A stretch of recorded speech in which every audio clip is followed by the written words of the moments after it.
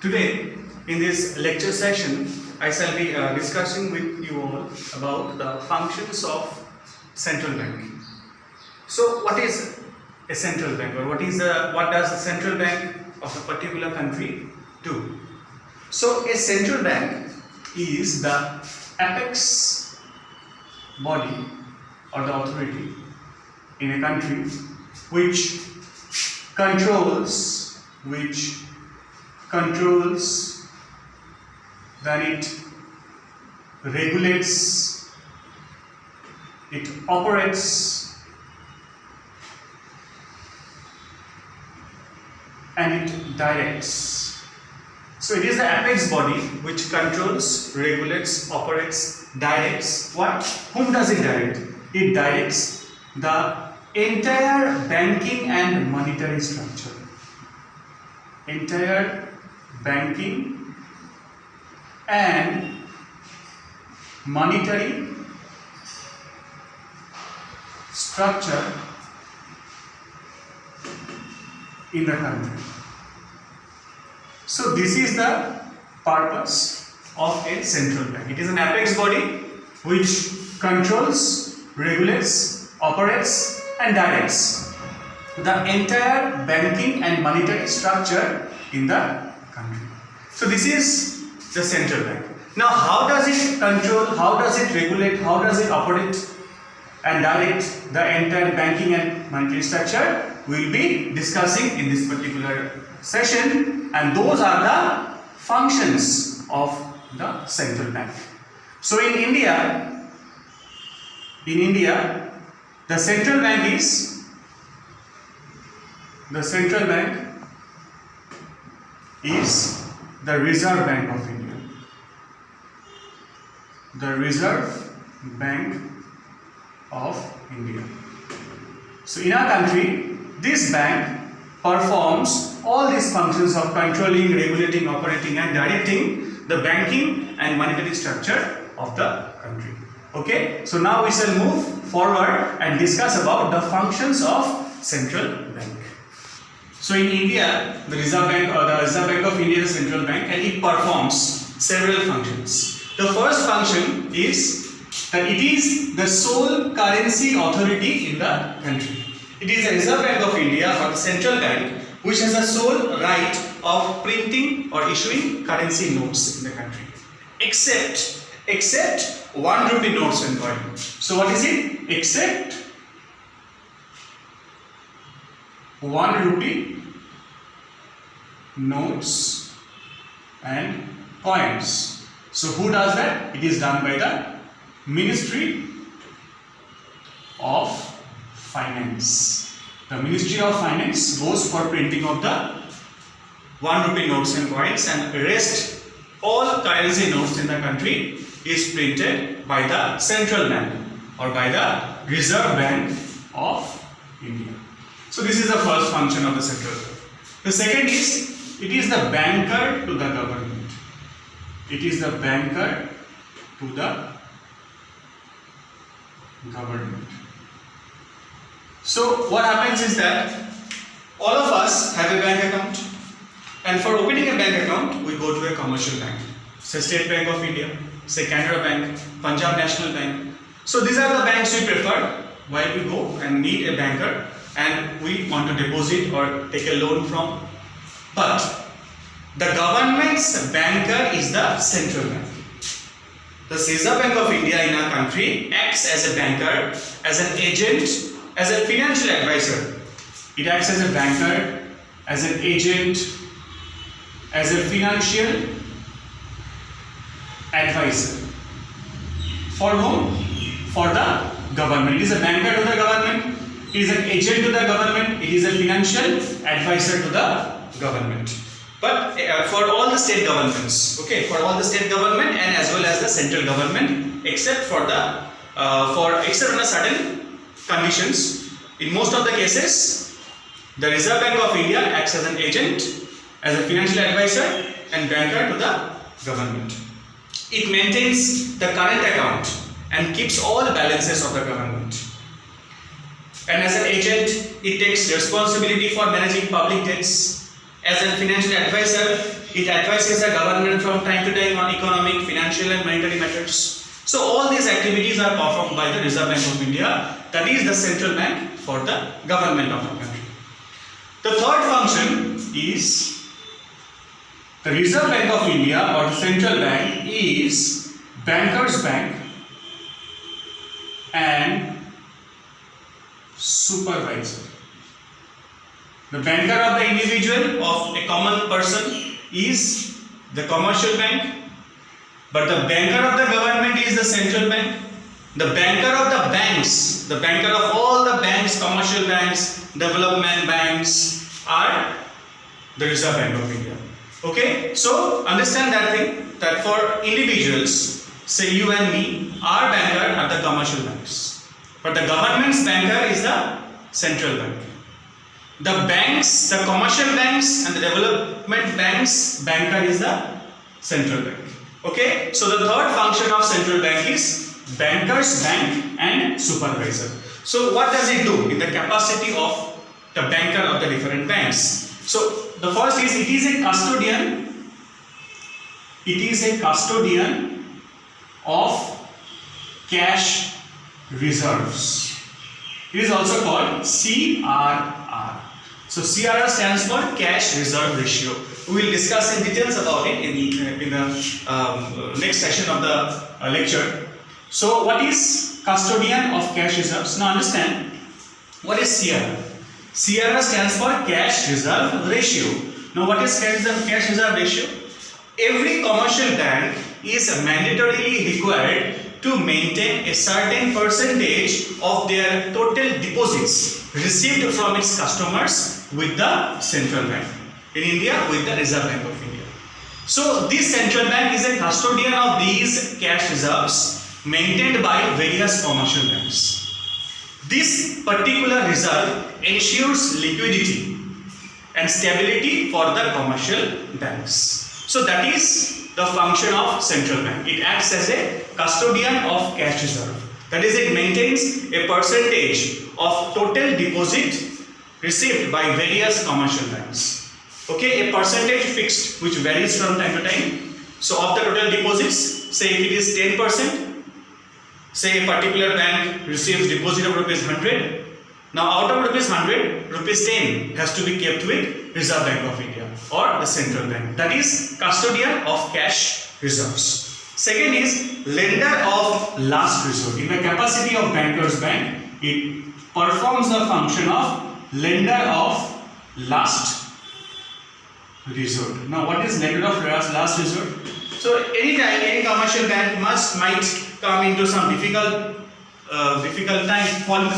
time and it fails to meet its financial requirements. It might face some difficulty in making payment to its customers. So in such situation, if any commercial bank is finding any difficulty in making payment to its customers or fulfilling its financial requirements, in those cases, it is the central bank will come to the rescue and make payment to the commercial bank or help it in fulfilling its financial requirements. So that is the function of central bank in the capacity of bankers bank as a lender of last resort.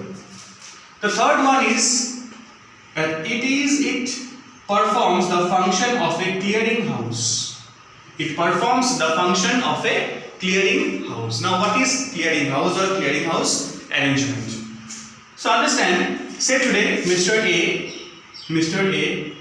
he has a bank account with SBI, gives a check to Mr. B who has a bank account in Punjab, or say who has a bank account in Central Bank, or say make it simple, say any other bank, say United Bank of India. Okay, so Mr. A having a bank account in State Bank of India gives a check to Mr. B who has a bank account in United Bank of India. Okay, so now Mr. A gives a check of rupees say 10,000 to Mr. B. Fine. Now it means the money they are making the payment using a check. That means the money is being transferred from the State Bank of India to United Bank of India. Because Mr. A had a bank account in State Bank of India and Mr. B had a bank account in United Bank of India. So SBI is paying to UBI. Now what happens? This kind of arrangement is always done by the Reserve Bank of India, and that is called a clearinghouse arrangement. Both State Bank of India and United Bank of India has a bank account or has a record of their deposits and all other things with the Reserve Bank of India. Now Reserve Bank will internally manage both these bank accounts. It will deduct 10,000 from SBI and it will add 10,000 in UBI. So it is done by whom? It is done by the central bank. It is done by the central bank as a clearinghouse arrangement, okay, as a part of their functions. Then it is in the capacity of the bankers bank, it performs these functions. Then in the capacity of as a supervisor, what it does is it regulates and controls the commercial banks. What it does? It regulates and controls. No decision can be taken by the commercial banks without the prior approval of the Reserve Bank of India. So everything, say regarding licensing, regarding branch expansion, liquidity of assets, management, merging, winding up. So almost all of the things can be done by the commercial banks only with prior approval of the Reserve Bank of India or the central bank. So these are the functions of central bank in the capacity of bankers bank and supervisor. So next we will move on to the controller. The next function of Reserve Bank of India or central bank is that it performs the function of as a controller of money supply and credit. It performs the function as a controller of money supply and credit. As a controller of money supply and credit, the Reserve Bank of India or the central bank uses two types of instruments. So the first is quantitative instruments and the next is qualitative. So first of all we will discuss about the quantitative instruments utilized or used by a central bank in order to control money supply and credit in the economy. So what is the first thing? First instrument that it uses is the bank rate policy. The first quantitative instrument that the central bank uses is the bank rate policy. Bank rate policy is also called the discount rate policy. What is it? It is the rate at which central bank lends money to commercial bank as a lender of last resort. So now it is the rate at which central bank lends money. So this bank rate is announced by the central bank at regular intervals as per the requirements in the money market. Now using this particular bank rate, sometimes increasing the bank rate and sometimes decreasing the bank rate, the Reserve Bank of India can have a check on the supply of money in the economy. So when the Reserve Bank or when the economy is in need of more money, when the supply of money in the economy needs to be increased, the Reserve Bank will lower the bank rate or the discount rate. That means it will lend money to commercial banks at lower rates so that commercial banks can lend money to the customers at lower rates, and more people will have money in the form of loan in their hand, and that will increase the supply of money in the economy.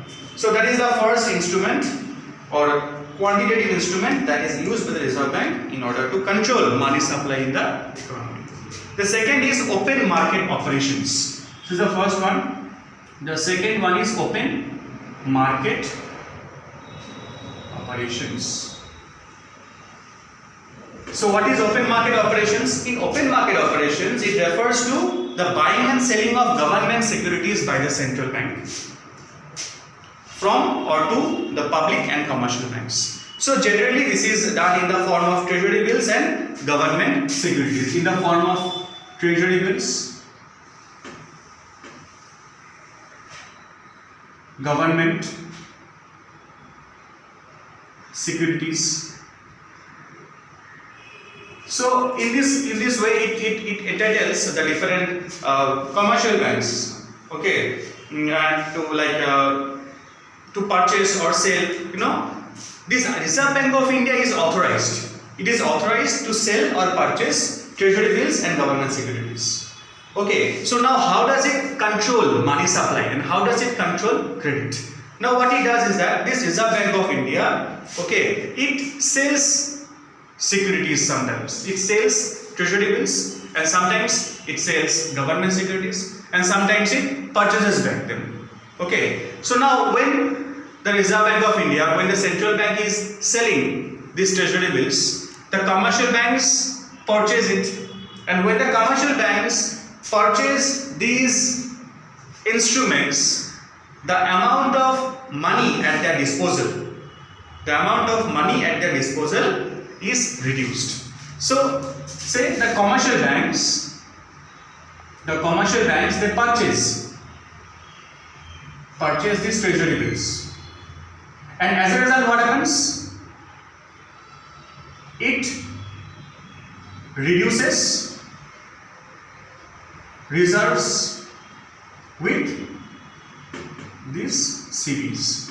The commercial banks are now left with less money. So they have less money,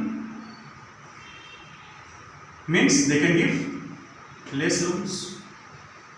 Less loans means less supply of money. So this is the chain in which central bank controls the money supply, and then when it purchases them back, okay, that means the Reserve Bank purchases back their treasury bills or their securities. Then what happens? The central bank are again left with more money. They get the money back from the Reserve Bank of India, and now they have more money at the disposal, and they can give more loan, and that will increase the supply of money, or that will increase the credit capability or credit giving capacity of the commercial banks, and that will again increase the supply of money in the economy. So this is a cycle.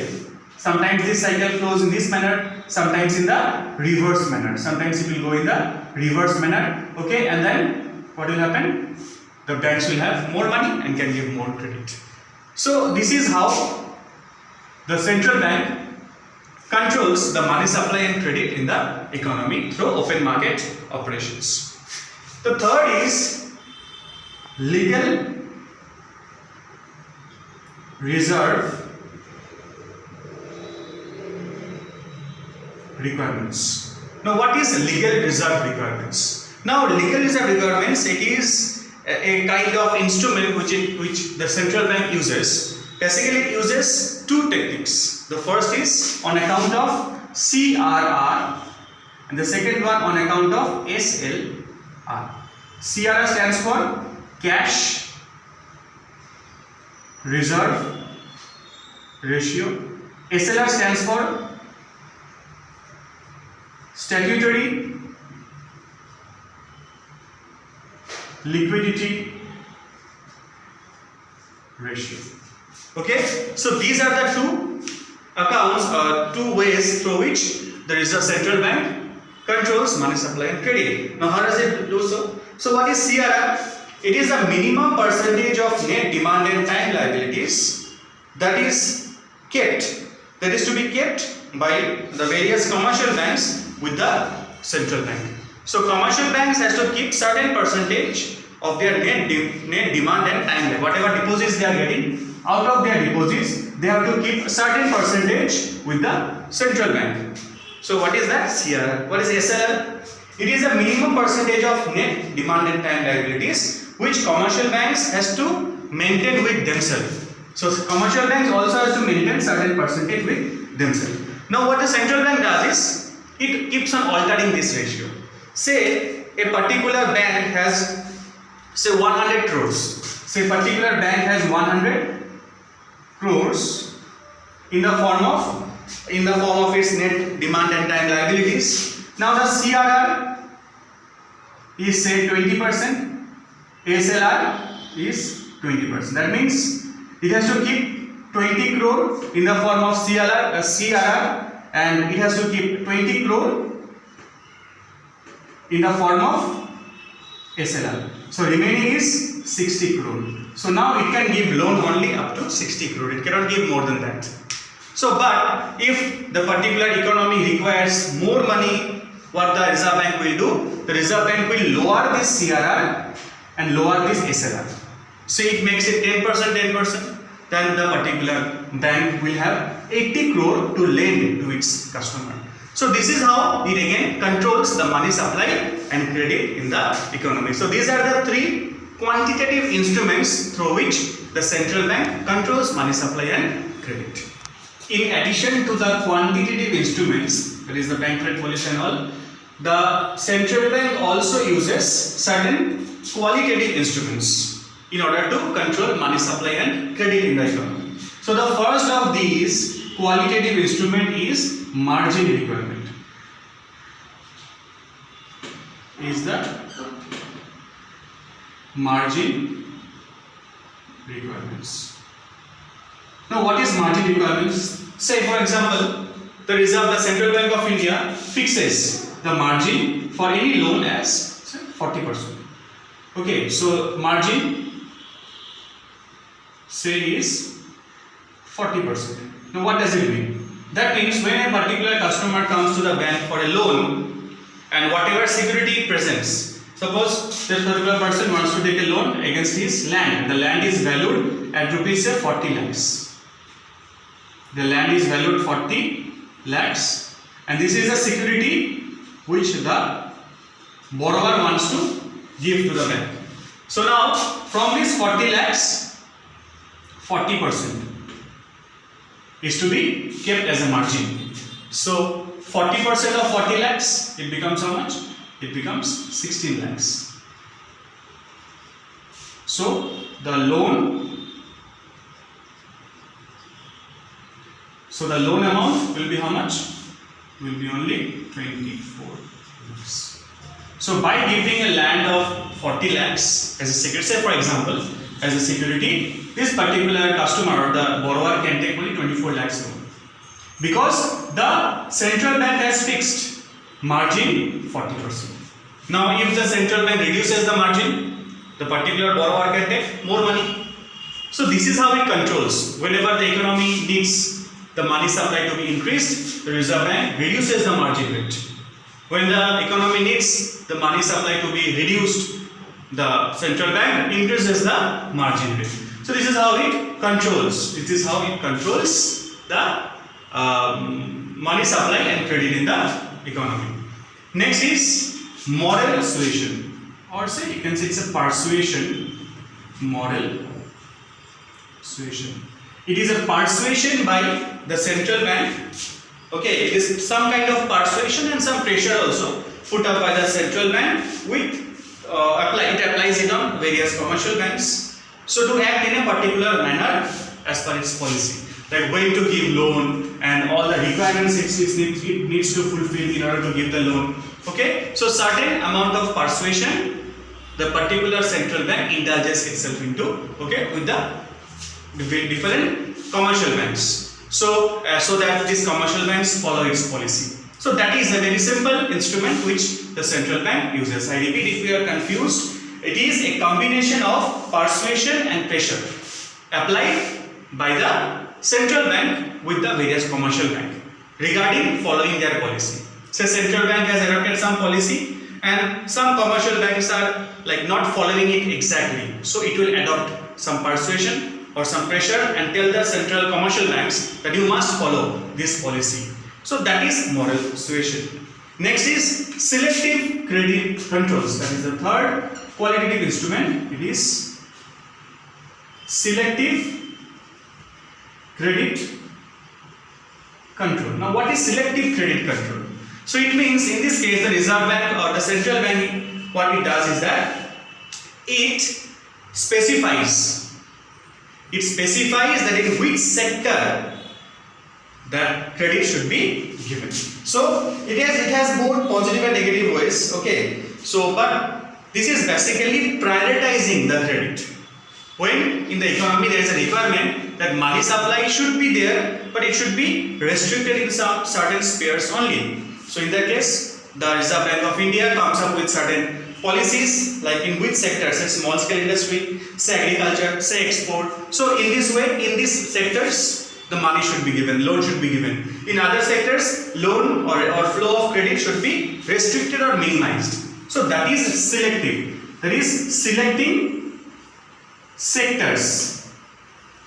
Okay, and then providing the loans. This is the third qualitative instrument applied by the central bank to control money supply and credit. So this is the fourth. These are the different instruments through which the central bank performs its fourth function, that is controller of money supply and credit.